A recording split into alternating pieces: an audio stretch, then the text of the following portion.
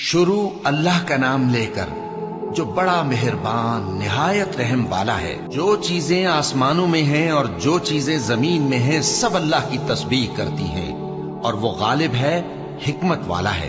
وہی تو ہے جس نے کفار اہل کتاب کو پہلی لشکر کشی پر ہی ان کے گھروں سے نکال دیا۔ مسلمانوں، تمہارے خیال میں بھی نہ تھا کہ وہ نکل جائیں گے، اور وہ لوگ یہ سمجھے ہوئے تھے کہ ان کے قلعے ان کو اللہ کے عذاب سے بچا لیں گے، مگر اللہ نے ان کو وہاں سے آ لیا جہاں سے ان کو گمان بھی نہ تھا، اور اس نے ان کے دلوں میں دہشت ڈال دی کہ اپنے گھروں کو خود اپنے ہاتھوں اور مومنوں کے ہاتھوں سے اجاڑنے لگے۔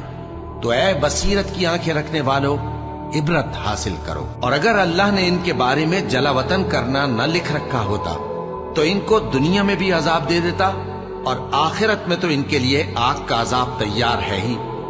یہ اس لیے کہ انہوں نے اللہ اور اس کے رسول صلی اللہ علیہ وآلہ وسلم کی مخالفت کی، اور جو شخص اللہ کی مخالفت کرے تو اللہ اسے سخت عذاب دینے والا ہے۔ مومنوں، کھجور کے جو درخت تم نے کاٹ ڈالے یا ان کو ان کی جڑوں پر کھڑا رہنے دیا، سو یہ اللہ کے حکم سے تھا، اور اس سے مقصود یہ تھا کہ وہ نافرمانوں کو رسوا کرے۔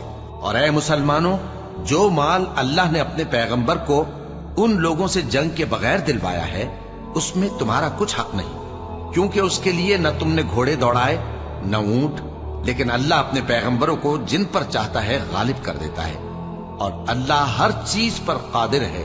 جو مال اللہ نے اپنے پیغمبر صلی اللہ علیہ وآلہ وسلم کو بستیوں والوں سے دلوایا ہے، وہ اللہ کے اور پیغمبر کے اور پیغمبر کے قرابت والوں کے اور یتیموں کے اور حاجت مندوں کے اور مسافروں کے لیے ہے، تاکہ جو لوگ تم میں دولت مند ہیں انہی کے ہاتھوں میں نہ گردش کرتا رہے، اور جو چیز تم کو پیغمبر صلی اللہ علیہ وآلہ وسلم دیں وہ لے لو، اور جس سے منع کریں اس سے باز رہو، اور اللہ سے ڈرتے رہو، بے شک اللہ سخت عذاب دینے والا ہے۔ اور ان ضرورت مند مہاجروں کے لیے بھی جو اپنے گھروں اور مالوں سے خارج اور جدا کر دیے گئے ہیں، جو اللہ کے فضل اور اس کی خوشنودی کے طلبگار اور اللہ اور اس کے پیغمبر کے مددگار ہیں، یہی لوگ سچے ہیں۔ اور ان لوگوں کے لیے بھی جو مہاجرین سے پہلے اس گھر یعنی مدینے میں مقیم ہیں اور ایمان میں مضبوط ہیں، اور جو لوگ ہجرت کر کے ان کے پاس آتے ہیں وہ ان سے محبت کرتے ہیں، اور جو کچھ ان کو ملا اس سے اپنے دل میں کچھ خواہش اور خلش نہیں پاتے، اور ان کو اپنی جانوں پر مقدم رکھتے ہیں، خواہ وہ خود بھی فاقے سے ہوں۔ اور جو شخص خود غرضی سے بچا لیا گیا تو ایسے ہی لوگ بامراد ہیں۔ اور ان کے لیے بھی جو ان مہاجرین کے بعد آئے اور دعا کرتے ہیں کہ اے پروردگار، ہمارے اور ہمارے بھائیوں کے جو ہم سے پہلے ایمان لائے ہیں گناہ معاف فرما، اور مومنوں کی طرف سے ہمارے دل میں کینہ و حسد نہ پیدا ہونے دے۔ اے ہمارے پروردگار، تو بڑا شفقت کرنے والا ہے، مہربان ہے۔ کیا تم نے ان منافقوں کو نہیں دیکھا جو اپنے کافر بھائیوں سے جو اہل کتاب ہیں کہا کرتے ہیں کہ اگر تم جلا وطن کیے گئے تو ہم بھی تمہارے ساتھ نکل چلیں گے، اور تمہارے بارے میں کبھی کسی کا کہا نہ مانیں گے، اور اگر تم سے جنگ ہوئی تو تمہاری ہی مدد کریں گے، مگر اللہ ظاہر کیے دیتا ہے کہ یہ جھوٹے ہیں۔ اگر وہ نکالے گئے تو یہ ان کے ساتھ نہیں نکلیں گے، اور اگر ان سے جنگ ہوئی تو یہ ان کی مدد نہیں کریں گے، اور اگر مدد کریں گے بھی تو پیٹ پھیر کر بھاگ جائیں گے، پھر ان کو کہیں سے بھی مدد نہ ملے گی۔ مسلمانوں، تمہاری ہیبت ان لوگوں کے دلوں میں اللہ سے بھی بڑھ کر ہے، یہ اس لیے کہ یہ سمجھ نہیں رکھتے۔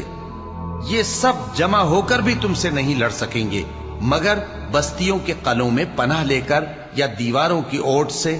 ان کے آپس میں بھی بڑی لڑائی رہتی ہے، تم خیال کرتے ہو کہ یہ اکٹھے ہیں، حالانکہ ان کے دل پھٹے ہوئے ہیں۔ یہ اس لیے کہ یہ بے عقل لوگ ہیں۔ ان کا حال ان لوگوں کا سا ہے جو ان سے کچھ ہی پیشتر اپنے کرتوت کی سزا کا مزہ چکھ چکے ہیں، اور ان کے لیے دکھ دینے والا عذاب تیار ہے۔ منافقوں کی مثال شیطان کی سی ہے کہ انسان سے کہتا رہا کہ کافر ہو جا، پھر جب وہ کافر ہو گیا تو کہنے لگا کہ مجھے تجھ سے کچھ سروکار نہیں، مجھ کو تو اللہ رب العالمین سے ڈر لگتا ہے۔ تو دونوں کا انجام یہ ہوا کہ دونوں دوزخ میں جائیں گے، ہمیشہ اس میں رہیں گے، اور بے انصافوں کی یہی سزا ہے۔ اے ایمان والو، اللہ سے ڈرتے رہو، اور ہر شخص کو دیکھنا چاہیے کہ اس نے کل یعنی آخرت کے لیے کیا سامان بھیجا ہے۔ اور ہم پھر کہتے ہیں کہ اللہ سے ڈرتے رہو، بے شک اللہ تمہارے سب اعمال سے خبردار ہے۔ اور ان لوگوں جیسے نہ ہو جانا جنہوں نے اللہ کو بھلا دیا تو اللہ نے انہیں ایسا کر دیا کہ وہ خود اپنے آپ کو بھول گئے۔ یہی لوگ ہیں نافرمان۔ اہل دوزخ اور اہل بہشت برابر نہیں، اہل بہشت ہی کامیابی حاصل کرنے والے ہیں۔ اگر ہم یہ قرآن کسی پہاڑ پر نازل کرتے تو تم اس کو دیکھتے کہ اللہ کے خوف سے دبا اور پھٹا جاتا ہے۔ اور یہ مثالیں ہم لوگوں کے لیے بیان کرتے ہیں تاکہ وہ غور کریں۔ وہی اللہ ہے جس کے سوا کوئی معبود نہیں، پوشیدہ اور ظاہر کا جاننے والا، وہ بڑا مہربان ہے، نہایت رحم والا ہے۔ وہی اللہ ہے جس کے سوا کوئی عبادت کے لائق نہیں، بادشاہ حقیقی، ہر عیب سے پاک، سلامتی دینے والا، امن دینے والا، نگہبان، غالب، زبردست، بڑائی والا۔ اللہ مشرکوں کے شرک سے پاک ہے۔ وہی اللہ تمام مخلوقات کا خالق، ایجاد و اختراع کرنے والا، صورتیں بنانے والا، اس کے سب اچھے سے اچھے نام ہیں۔ جتنی چیزیں آسمانوں اور زمین میں ہیں سب اس کی تسبیح کرتی رہتی ہیں، اور وہ غالب ہے، حکمت والا ہے۔